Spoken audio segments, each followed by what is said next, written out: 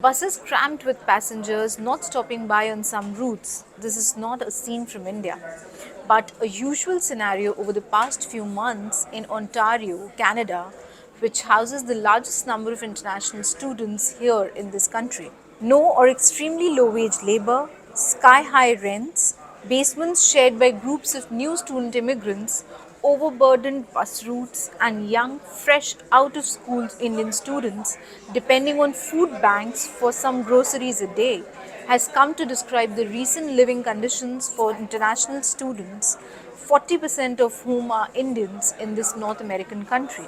The ongoing diplomatic row between India and Canada has brought the spotlight on the working and living conditions for international students in Canada. Over the past few months, there has been an acute problem of housing, food, and jobs for the new students who enrolled in Canadian universities and colleges this summer, and it has only got worse by the fall, which is the September intake.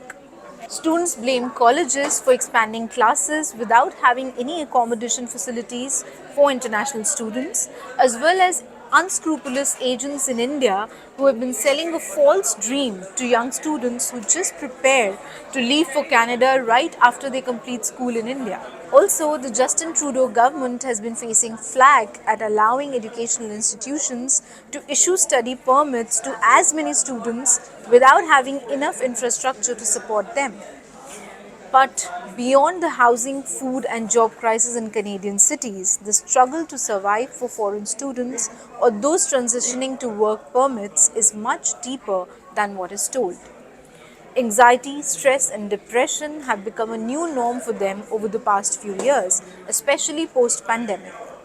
This is evident in the high number of deaths of international students being reported from the country. On an average a month, 5 to 8 bodies of Indian youth, all in their early 20s, are being repatriated back to India over the past few years.